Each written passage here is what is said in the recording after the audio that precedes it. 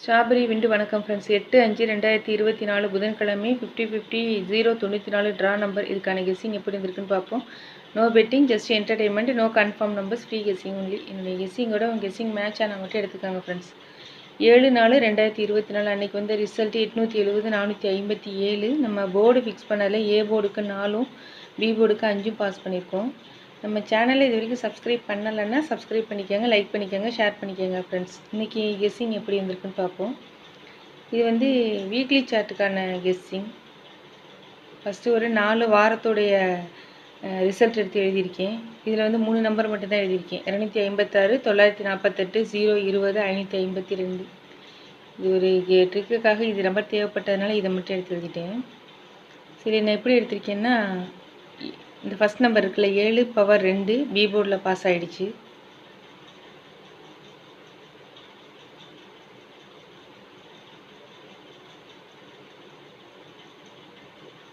அடுத்து வந்து 2 டைரெக்டாகவே சி போர்டில் பாஸ் ஆகிடுச்சு.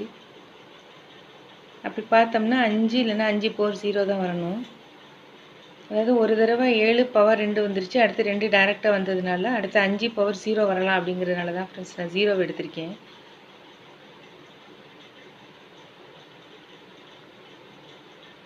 அதே போல் இந்த 4 ஏன் எடுத்தேன்னா 0/5 வந்த மாதிரி 9/4 வரலாம். அப்படிங்கிறதுனால 4 எடுத்திருக்கேன். இங்கேயே 4 எடுத்திருக்கேன்னா, இப்போ இதில் பார்த்தோன்னா 0, 2, 4 மட்டும்தான் இல்லை, 6, 8 எல்லாமே வந்துருச்சு. அதான் 2, 4, 0, 6, 8. ஸோ அதனால் இந்த இடத்துல 4 வரலாங்கிறதுனால 4 நான் இங்கேயே எடுத்திருக்கேன். ஏக்கும் சிக்கும் 4 எடுத்திருக்கேன். பிக்கு வந்து 5 இல்லைன்னா 5/0 எடுத்திருக்கேன். வீக்லி சார்ட்டு படி எனக்கு கிடைச்ச நம்பர் இவ்வளோ தான். அதாவது உங்களுக்கு வந்து இன்றைக்கி டபுள்ஸுக்கு ஏதாவது வாய்ப்பு இருந்துச்சு அப்படின்னா நீங்கள் ட்ரை பண்ணலாம். ஏற்கனவே நம்ம 2-3 தடவை இப்போ டபுள்ஸையும் கெஸ் பண்ணி நம்ம கரெக்டாக தான் வந்திருக்கு.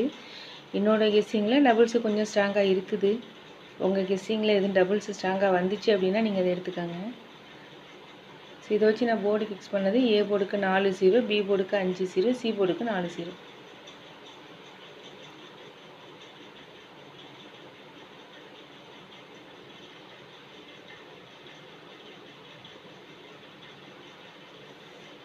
இது வந்து ரெகுலர் சார்ட்டு. ரெகுலர் சார்ட்டில் லாஸ்ட்டாக வந்தவரை 4 நாளோட ரிசல்ட் எடுத்து எழுதியிருக்கேன்.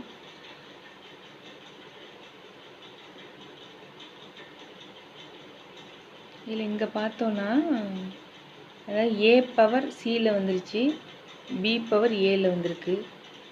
அதே போல் அடுத்து பார்த்தோன்னா சி பவர் ஏக்கு வந்துருச்சு. இப்படி பார்த்தா 4/9 சி பவர் சிலே வந்துருச்சு.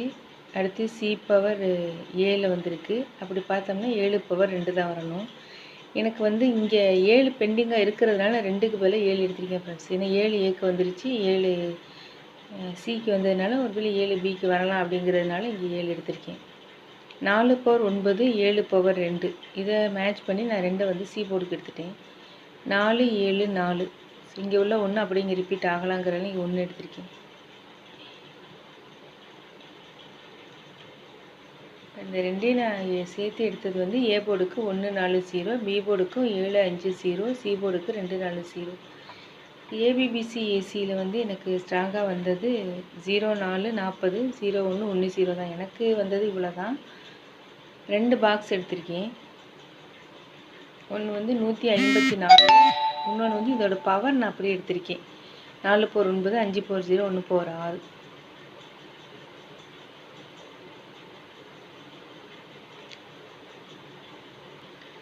Machine number 300 143, 1/6, 4/9, 3/8.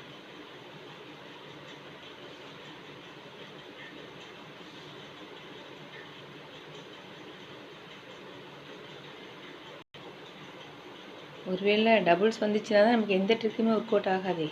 டபுள்ஸ் வந்துச்சு அப்படின்னா எனக்கு 3 8 தான் வர மாதிரி இருக்குது. எனக்கு டபுள்ஸ் வந்துச்சுன்னா 3 8 தான் கிடைச்ச மாதிரி இருக்குது. நான் 3 8 நான் கெஸ்ஸிங்கில் எங்கேயுமே எடுக்கலை. டபுள்ஸில் மட்டும்தான் எனக்கு 3 8 கிடைச்சதுனால நான் நார்மலாக ஏபிசி போர்டுக்கு வந்து இது எடுக்கலை.